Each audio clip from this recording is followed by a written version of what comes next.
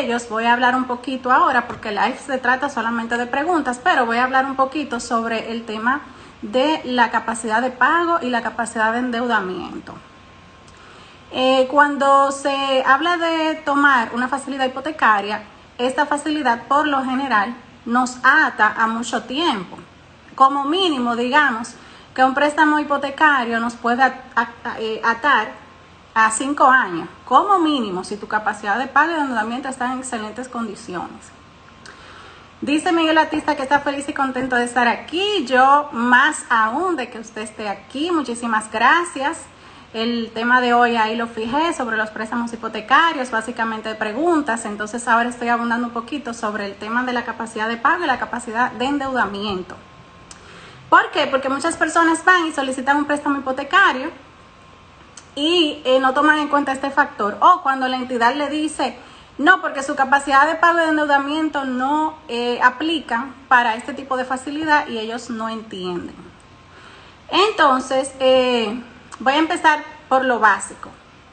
Cuando vamos a optar por este tipo de facilidad, lo ideal es evaluar nuestra situación financiera, evaluar nuestra capacidad de pago, como dije ahorita, y para medir la capacidad de pago, esta yo la describo bien en bien explícita en la guía hipotecaria. Aquí le voy a poner esta parte. La capacidad de pago es la cantidad máxima que tú puedes, que tus ingresos pueden destinar a ese tipo de facilidad. ¿Cómo se calcula? Tú puedes calcularla tomando en cuenta tus gastos fijos. Si tú no conoces lo que son los gastos fijos, pues te invito a que vayas a mi canal de YouTube para que veas esta parte. Tú vas a sumar tus gastos, vas a tomar tus gastos fijos y a esos gastos fijos le vas a sumar tus cuotas de pago mensual. O sea, tus deudas. No sé si ahí ustedes lo pueden ver bien en la presentación, porque para poder cortar esa página, para que pudiera salir completa, no sé, o sea, no sé si la pueden ver bien, ojalá que sí, pero de todos modos les estoy explicando. Entonces tú vas a sumar tus gastos fijos, a esos gastos fijos le vas a sumar tus deudas en cuotas mensuales y luego tú vas a sumarle la cuota nueva, o sea, la cuota que se supone que tú vas a pagar en esa facilidad hipotecaria. Y luego eso tú lo vas a dividir en tus ingresos. Entonces, eso te va a dar un porcentaje. La mayoría de las entidades bancarias te prestan en base a un 40% de tus ingresos. Cuando tú tomas una facilidad que tu cuota excede ese porcentaje, entonces es muy probable que la entidad bancaria te pida ingresos extras, te pida un codeudor o te pida evidenciar mayores ingresos con estados de cuenta de otros bancos, o si tú recibes remesas, todo lo que sea que te pueda ayudar a evidenciar mayores ingresos. Y en cuanto a la capacidad de endeudamiento, y además déjenme hacer un poquito de énfasis aquí, es muy importante no engañarnos con esto. O sea, a veces obviamos gastos y eso, pero ¿qué pasa? Que cuando nosotros nos engañamos nosotros mismos, al final de cuentas, eso se va a revertir en nuestra contra. Porque no podemos esconder, si no podemos pagar, si no tenemos la capacidad para pagar una cuota mensual, no tratemos de engañar al banco, porque al fin y al cabo, eso nos va a perjudicar es a nosotros y no al banco. Entonces, por eso es muy importante hacer conciencia en este sentido. Si no es el momento de tú asumir esa facilidad que te va a atar por tanto tiempo y que no es un préstamo tradicional, sino que conlleva otros gastos y pagos que tienes que tomar en cuenta, como son el seguro de propiedad y el seguro de vida extra mensualmente, entonces por eso es bueno que lo tomes bien en cuenta en ese sentido. Y en cuanto a la capacidad de endeudamiento, esto es hasta dónde te puedes endeudar sin caer en morosidad, sin caer en riesgo de morosidad. o impago. Entonces, para calcular tu capacidad de endeudamiento, tú tomas tus ingresos, restas tus gastos fijos y los multiplica por 0.40. Ojo con esto, hay entidades bancarias que el porcentaje ideal es un 40% de tus ingresos. Digo, el porcentaje ideal no, el porcentaje máximo para otorgarte la facilidad es el 40% de tus ingresos, pero hay otras entidades que toman un porcentaje menor. Entonces, eso va a depender la entidad, el tipo de evaluación que estos utilicen. También es importante que antes de tomar una facilidad hipotecaria te hagas ciertas preguntas, como ¿tengo dinero disponible para pagar este nuevo préstamo, esta nueva facilidad? ¿Sé de dónde van a salir esas cuotas mensuales fijas? ¿Destinaré más del 40% de mis ingresos para pagar esta deuda? Porque cuando dedico más del 40% de mis ingresos al pago de esta deuda, está demostrado que es muy probable que caigas en morosidad. Entonces, por eso es importante que hagas conciencia en este sentido, como te expliqué anteriormente. También tengo estabilidad laboral, mi familia y yo gozamos de salud en este momento para adquirir la vivienda. Es muy importante preguntarnos esto. Y lo digo porque en este país, República Dominicana, donde es un país donde existen muchas personas con bajos recursos, y muchos de nosotros quizás tenemos que ayudar a ciertos familiares con el tema de las finanzas. Entonces me pasó un caso que de verdad me dejó marcada, porque fue hace muchos años una cliente que ella, su padre estaba enfermo, y ella no ponderó esa situación y se involucró en un tema hipotecario, y al final tuvo que echar la transacción para atrás. Y cuando se hace una transacción de este nivel, de un préstamo hipotecario, y tú echas la transacción para atrás, entonces, acorde a el contrato, a lo que se estipula en el contrato, tú vas a perder un porcentaje de lo que ya tú invertiste en esa transacción. Y lamentablemente, pues, esta persona, su padre falleció, era una enfermedad terminal, todo su dinero tuvo que invertirlo en esto, y al final, pues, ni una cosa ni la otra. Entonces, por eso tenemos que preguntarnos, nuestros familiares están bien. Claro, hay ciertas cosas que nosotros no podemos controlar, pero lo que está dentro de nuestro alcance, sí tenemos que ponderarlo en el momento actual. Ahora, si la situación llega después, pues ya son cosas de la vida que pasan, pero no que pasen porque nosotros no la tomamos en cuenta. También tengo un ahorro, un respaldo en caso de tener problemas con el pago del crédito. Por ejemplo, si me quedé sin trabajo, si me sucedió alguna enfermedad, Dios libre, cualquier eventualidad que pueda afectar nuestros ingresos en algún momento, tenemos nosotros ese fondo, ese respaldo para poder cubrir esa cuota mensual.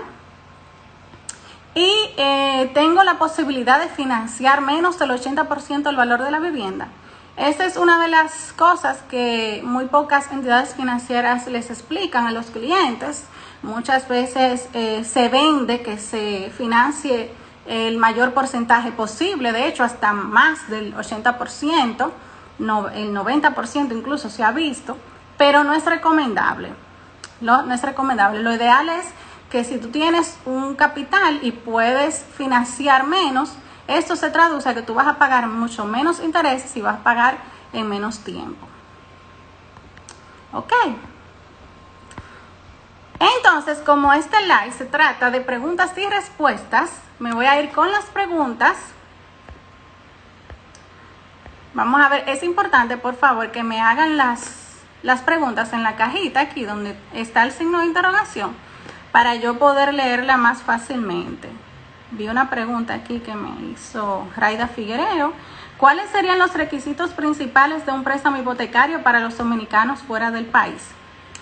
Raida, mira, si tú estás, por ejemplo, en Estados Unidos, los requisitos van a variar si tú estás en Europa. Entonces, los requisitos generales que yo te puedo decir son, si estás en Estados Unidos, el income tax, el W2, la solicitud obviamente del préstamo, un estado financiero, la tasación de la vivienda. Todo esto, señores, yo lo tengo en la guía hipotecaria. Esta guía tiene 48 páginas de contenido, tiene absolutamente todos los pasos para adquirir una vivienda. Incluso hablo del bono de vivienda de bajo costo, que es un subsidio que da el Estado Dominicano para las personas de escasos recursos, y que también incluso los dominicanos residentes en el extranjero pueden optar por esta facilidad. Y si tú resides en Europa, entonces tú lo que tienes que presentar es una declaración jurada.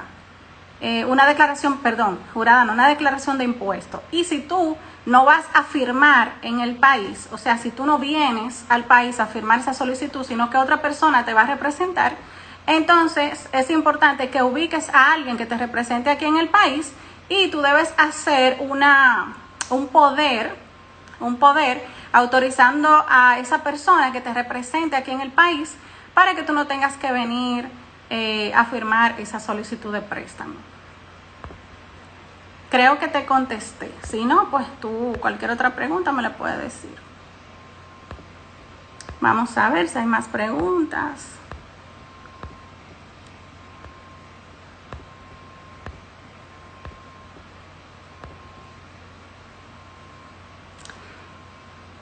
Dice Emma Farabelo, ¿cómo podemos adquirir la guía hipotecaria? Claro que sí, solamente mándame un DM o puedes entrar al link de mi biografía y ahí tú puedes darle clic a comprar y te va a decir todos los pasos. Solamente cuesta $9, señores. Es una guía electrónica que contiene todos los pasos. Se las voy a enseñar en un momentito, pero vamos a terminar primero de contestar las preguntas.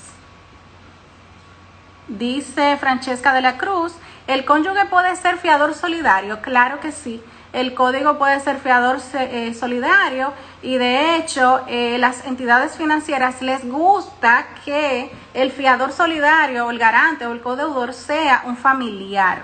¿Por qué? Porque cuando hay atadura sanguínea hay dolor. O sea, no es lo mismo que yo le sirva, por ejemplo, de fiador o de garante a una amiga, a un amigo, a un conocido, que a una hermana o a un primo o a mi esposo. O sea, ahí va a haber un interés mayor. Entonces, claro que sí, que puede ser fiador solidario. Dice Wanda Yadiris, cuando uno toma un préstamo hipotecario, ¿cuál es el monto aproximado de los gastos de cierre? Y si hay otros costos asociados. Claro que sí.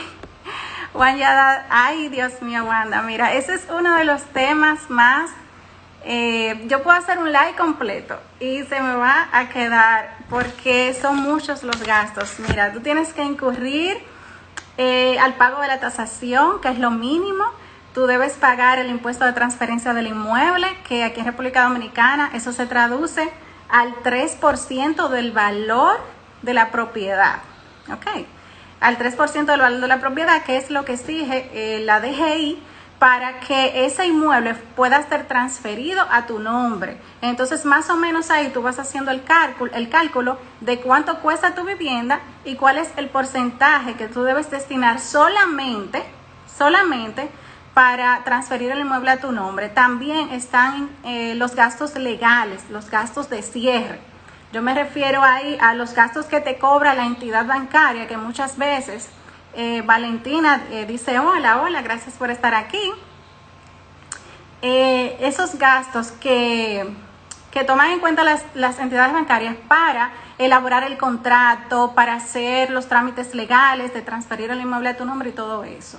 Entonces, ese monto va a depender de la entidad. Hay algunas entidades que te cobran un porcentaje del préstamo y hay otras entidades que trabajan con una oficina externa y ellos te elaboran una cotización. Entonces, uno de los puntos que yo hablo en la guía hipotecaria es precisamente tú investigar todo este tema, o sea, todo lo que tiene que ver con gastos legales, comparar en las diferentes entidades bancarias antes de tú solicitar la facilidad hipotecaria. Yo les voy a mostrar aquí un poquito la guía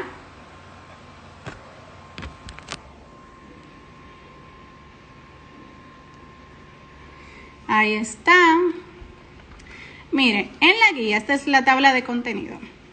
Aquí yo hablo de la capacidad de pago y de endeudamiento. Y de hecho, la guía incluye una tabla donde ustedes pueden calcular su capacidad de pago y una tabla también para calcular las posibles cuotas, los diferentes escenarios que ustedes pagarían en un préstamo hipotecario. También les recomiendo crear un seguro para sus cuotas que les hablé ahorita. Le hablo también del historial de crédito, cómo pueden verificarlo gratuitamente en las dos entidades de información crediticia de aquí del país, los ajustes que deben de hacer para que sus ingresos sean evidenciables. Señores, es increíble, ustedes no se imaginan la cantidad de personas que su solicitud hipotecaria es declinada porque sus ingresos no pueden ser evidenciables, porque son comerciantes y se manejan en efectivo, o porque le pagan en efectivo en su compañía, o tienen algún tema y no pueden abrir una cuenta nómina. Es un tema. Entonces es muy importante que ustedes puedan evidenciar sus ingresos. También aquí yo hablo en la página 8 de los gastos legales. Como me hicieron la pregunta, me voy a ir a la página 8, pero vamos a decirle un poquito más del contenido.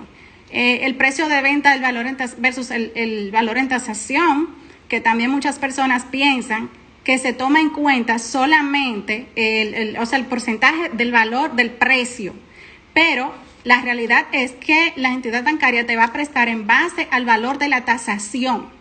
Ok, no al precio de venta, sino al valor de la tasación. Entonces, esto sucede muchísimo, señores, que hacemos un ahorro contando con que el precio de venta es el valor que va a tomar la entidad bancaria para hacerte ese préstamo y realmente es el valor en la tasación.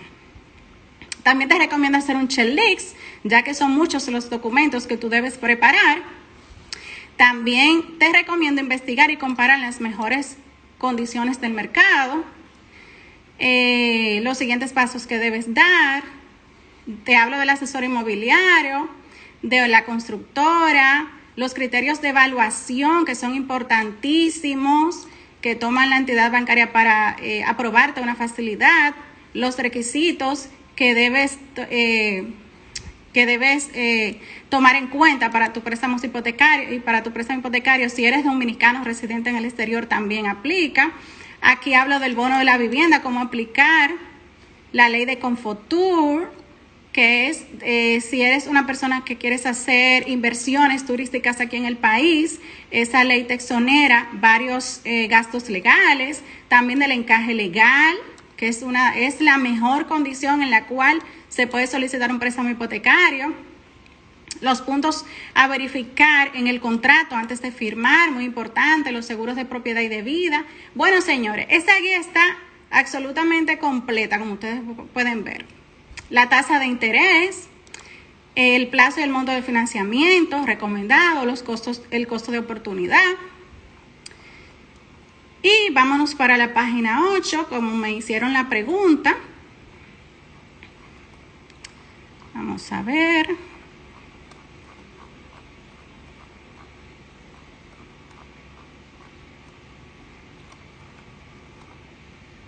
Entonces, aquí hablamos de los gastos legales, señores. Aquí hablamos de los gastos legales. Yo puse un ejemplo de una persona que iba a financiar 4 millones de pesos. 4 millones de pesos. 4 millones de pesos. Entonces, le voy a seguir diciendo así para explicarle. Entonces, esa persona no tomó en cuenta lo que le dije ahorita sobre el tema de que ella tomó en cuenta el precio de venta. 4 millones de pesos, eso es lo que cuesta, me van a financiar el 80% de ese valor. Pero resulta que cuando le fueron a hacer la tasación dio un valor de 3.7, no de 4. Porque es bueno que ustedes sepan que el banco siempre se cubre con un margen, ¿ok? Con un margen, nunca le van a poner el valor exacto o un valor por encima, siempre va a ser menor. Y va a ser el valor se va a otorgar el 80% del valor de la tasación. Entonces, ¿qué pasa? Que esa diferencia la tiene que buscar el cliente, o sea, nosotros. Entonces, por eso es muy importante conocer todo lo que tiene que ver con un préstamo hipotecario antes de nosotros iniciar con este proceso, porque incluye muchos gastos. Entonces, tienes que tomar en cuenta el valor en la tasación, que va a depender de dónde esté ubicada tu vivienda y el tamaño y todo eso. El impuesto de transferencia, los gastos de mudanza, lo tenemos que tomar en cuenta. Gastos de remodelación o para habilitar la vivienda. Si, por ejemplo, compramos una vivienda nueva, resulta que por lo general tenemos que comprar verjas, ponerle la verja y demás, y varias cositas que tenemos que arreglar para habilitarla y mudarnos. Los gastos de cierre, que va a depender de lo que te dije, va a depender de la entidad financiera. Los gastos operativos, ¿cuáles son esos gastos? Esos gastos son los que, por ejemplo, tú tienes que transferirle, tú tienes que pagarle a la constructora una vez tú le compres, asumiendo que sea una vivienda nueva o usada. Anyway, es lo mismo. Entonces tú debes pagarle o por transferencia bancaria o con un cheque. Por lo general exigen un cheque. Entonces, el banco te va a cobrar un porcentaje dependiendo de su tarifario de servicios por esa transferencia o por ese cheque que tú vas a hacer. Entonces, eso tú debes tomarlo en cuenta porque en un caso hipotético de que sean 4 millones de pesos, tú tienes que calcular el porcentaje que te van a cobrar, por ejemplo, el 0.15 que se cobra ahora mismo, más el costo del cheque, son 6,000 y pico de pesos. Que quizás tú puedes decir, tal vez para algunos de nosotros, no, pero son 6,000 pesos más. Pero cuando tú sumas 6 más 6 de la tasación, más el 3% del impuesto de transferencia, más los gastos legales, más los gastos de mudanza, entonces ahí es un dineral.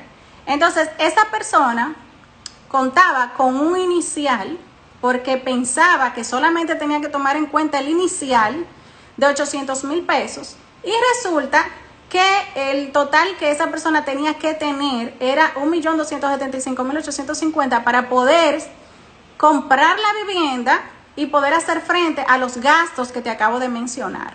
Entonces, esa persona tuvo que buscar un préstamo adicional. Señores, esto pasa muchísimo, más de lo que ustedes no se imaginan. Yo he visto gente llorar porque no saben qué hacer, porque entonces para el colmo su capacidad de pago de endeudamiento no da para más y tienen que hacer malabares buscando préstamos extras para poder cerrar la negociación. Esta persona tuvo que buscar 574.850 pesos más para poder cerrar esa negociación. Entonces vamos a seguir con las preguntas.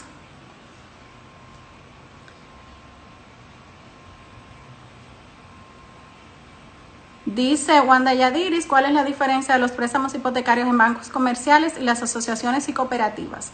Mira, básicamente un préstamo hipotecario es lo mismo, lo único, la diferencia es que cada banco trabaja con su librito, cada banco tiene sus políticas y sus procedimientos, su forma de trabajar.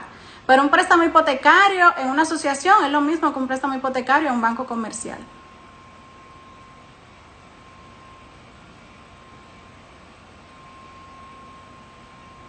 Dice Carlos, si compro una propiedad en plano y al momento de la entrega ya he pagado el 30% requerido por la constructora, el banco requeriría un inicial. No, porque en este caso, Carlos, lo que hace es que el banco te va a pedir comprobantes de pago de la constructora. Cuando tú haces una negociación con una constructora, el banco le va a pedir el contrato de venta que tú firmaste, de promesa de venta que tú firmaste con ellos, y también va a pedirte a ti o a la constructora los comprobantes de pago que ya tú le hiciste a esa constructora, y ya eso es lo que se va a tomar en cuenta como inicial, que en el caso tuyo sería el 30% y tú estarías financiando el 70%. Déjame ver si hay más preguntas.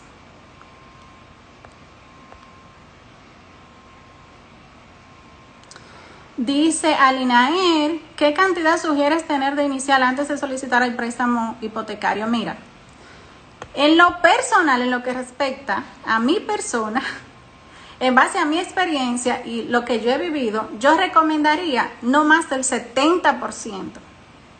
No más del 70%. ¿Tú sabes por qué? Porque eso te va a dar a ti holgura. Tú vas a pagar menos intereses a largo plazo. Tienes el rejuego de solicitar la facilidad a menos tiempo en vez de 20 años. Quizás puedes solicitarlo a 15 años. Y en mi caso, acorde a mi experiencia, ese sería el porcentaje ideal. Dice Omar, hola, ¿y los intereses?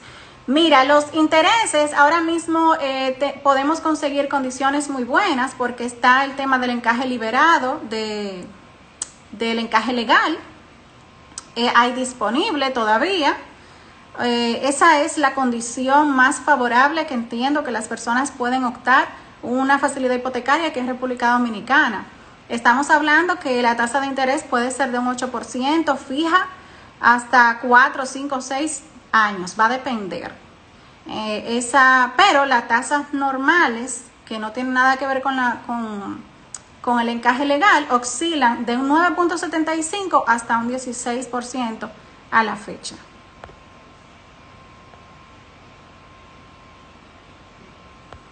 Vamos a ver si hay más preguntas. Dice Juana, ¿cómo calculo mi capacidad de pago? Mira, Juana, ya yo expliqué, te voy a decir brevemente. Yo le explico muy claro en la guía hipotecaria y de hecho la guía hipotecaria incluye una tabla donde tú puedes calcularla sin tener que hacerlo manualmente. Tu capacidad de pago simplemente tú vas a calcular cuáles son tus gastos fijos y eso tú le vas a sumar tus deudas actuales en cuota. O sea, si tú tienes un préstamo de 10,000 pesos en los cuales tú pagas mensualmente 2,000 pesos, entonces tú le vas a sumar eso, no los 10,000, sino los 2,000, lo que tú pagas en cuota. Y vas a sumar entonces la cuota nueva que se supone que tú vas a asumir en la nueva facilidad. Eso tú lo vas a dividir entre tus ingresos y ahí te va a dar un porcentaje. Ese porcentaje se supone que no debe exceder más del 40% de tus ingresos para que esa facilidad que tú vayas a adquirir sea de una forma saludable, o sea, que tus finanzas no se vean afectadas en el tiempo porque tú no puedas cumplir.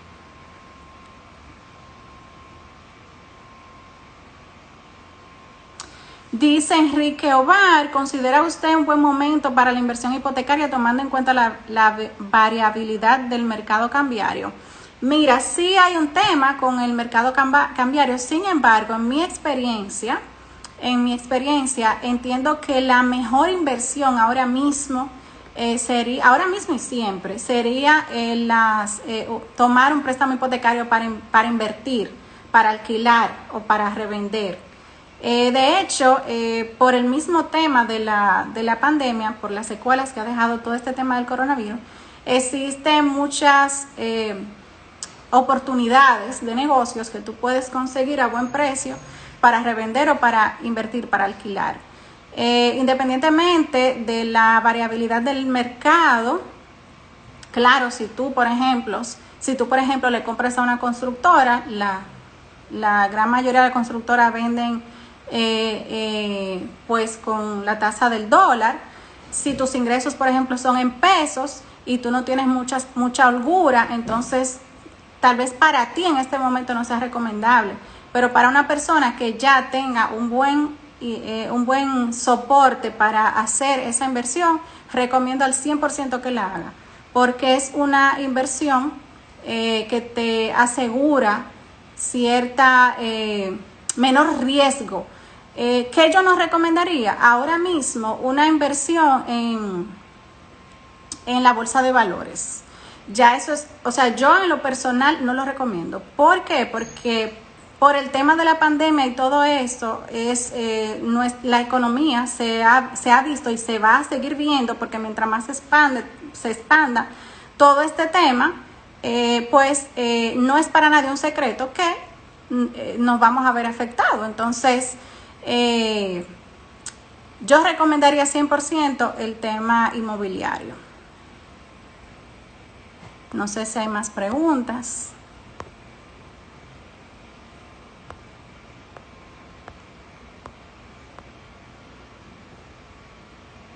Dice Ilcias, ¿cómo se gestiona el encaje legal? ¿En qué consiste? Mira, el encaje legal es unos fondos que libera el Banco Central. Mira, te explico, para que entienda un poquito lo del tema del encaje legal. El encaje legal viene de unos fondos, de un porcentaje que se le exige a las entidades bancarias cada vez que van a abrir un banco. Esto deben depositar un porcentaje en el Banco Central o en cualquier otra entidad para garantizar el ahorro de los usuarios de esa entidad. Entonces, como esos fondos están reservados, el Banco Central libera cada cierto tiempo estos fondos para dinamizar ese sector. Entonces, ¿qué hace? Lo facilita a las diferentes entidades bancarias para que estos puedan otorgar facilidades de crédito a una tasa privilegiada que solamente se ve bajo el esquema del encaje legal. Ahora mismo, según yo estuve investigando, la tasa que están otorgando es de un 8% fija por 4 años, que es muy difícil que tú consigas un préstamo hipotecario bajo esas condiciones y fija por ese tiempo. Anteriormente se estaba prestando fija por 6 años. En este momento se está prestando, según me informaron, en una entidad, porque puede que varíe dependiendo de las entidades, porque recuerden que cada banco tiene sus políticas y procedimientos, fija a 4 años. Entonces, ¿cómo tú te enteras? Tú te enteras a través de tu oficial de cuentas, te enteras por el periódico. De hecho, todavía hay fondos del encaje legal. Te recomiendo que llames a tu oficial de cuentas. ¿Por qué? Porque son unos fondos que no son, o sea, no da para todo el mundo. Entonces, esos fondos tú tienes que tener pendiente, estar pendiente. Te recomiendo que sigas al Banco Central para que esté atenta. O sea, toda persona que esté interesada en tomar un préstamo hipotecario tiene que empaparse de eso para poder sacar el mejor beneficio. Entonces, sigue al Banco Central en las redes sociales. Llama a tu oficial de cuenta y dile, mira, yo estoy interesada en tomar una facilidad hipotecaria, me interesa tomar fondos del encaje legal. Pero ¿qué pasa con los fondos del encaje legal? Que se agotan muy rápido por lo general, por la demanda que tienen. ¿Por qué? Porque hay muchas personas que tienen esta información y esperan a que se liberen fondos del encaje para ellos aprovechar esta facilidad. Entonces, llama a tu oficial de cuentas. Siempre digo, les recomiendo que tengan un buen manejo con su oficial de cuentas, que traten de conocerlos, de que esa persona, ustedes la tengan, o sea, que esa persona, si ustedes le llaman, esa persona le pueda identificar para que le pueda dar la mano en este sentido. En la guía hipotecaria también yo hablo del encaje legal, hablo de todo eso. Dice Wanda Yadiris, ¿qué tiempo dura normalmente ese proceso? Pienso tomar un préstamo hipotecario, pero sería para el próximo año. Ya no me daría tiempo. Mira, Wanda, te recomiendo adquirir la guía hipotecaria. ¿Y por qué? Porque en la guía tú vas a dar ciertos pasos que desde ahora te va a ayudar a que esa facilidad pueda ser aprobada. ¿Cómo? Verificar tu buro de crédito. ¿Cómo? Crear tu fondo para hacer frente a cualquier eventualidad que se pueda presentar. ¿Cómo medir tu capacidad de pago y de endeudamiento?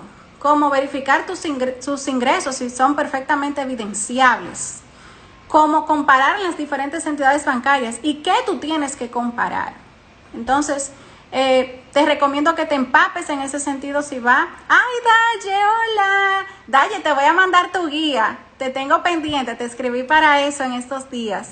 Así que ya tú sabes. Señores, Daye tomó una asesoría hipotecaria hace un tiempecito conmigo, pero yo todavía no había elaborado la guía. Entonces, las personas que quieran tomar una asesoría hipotecaria conmigo, también esa guía va incluida, ¿ok? Así que ya ustedes saben.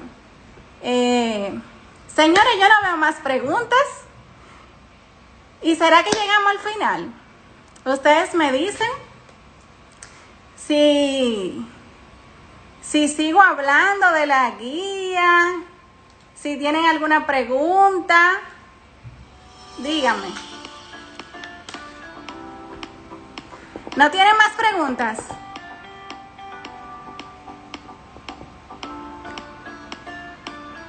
Parece que no.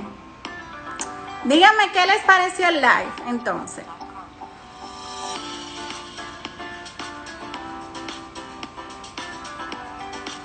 Díganme qué les pareció. ¿Quieren ver la guía? Gracias, Aye. Sharon y Menoa entraron tarde, pero bienvenidas. Muchas gracias, Pichón, Osvaldo. Juana dice que bien. Excelente, muchas gracias. Muchas gracias.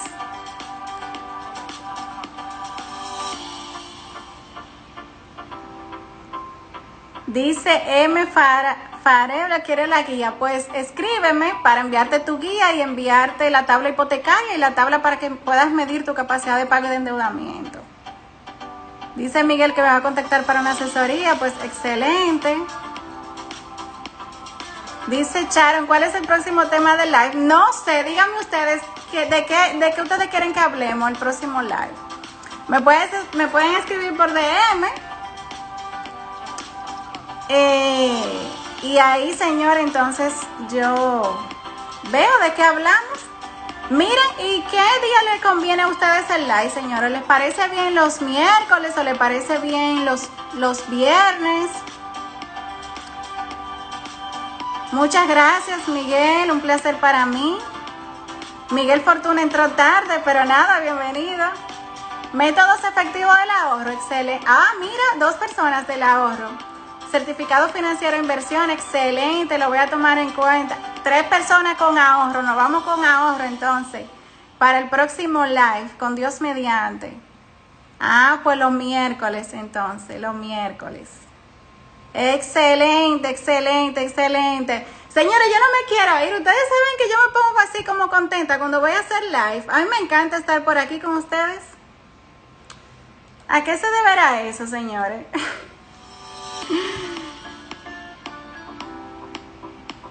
Excelente, excelente. Vamos a hablar del ahorro, que fue el más votado. Y luego entonces vamos a hablar de las inversiones, los certificados de depósito y todo eso. Miguel, te lo perdiste. Oye, me hablamos de préstamo hipotecario, capacidad de endeudamiento y demás, pero no te apures, que después vamos a ampliar. Dice Farelo que no me vaya y entonces me quedo aquí. Ay, Dios mío. Le voy a enseñar la guía entonces, señores, porque ustedes no se quieren ir y yo tampoco.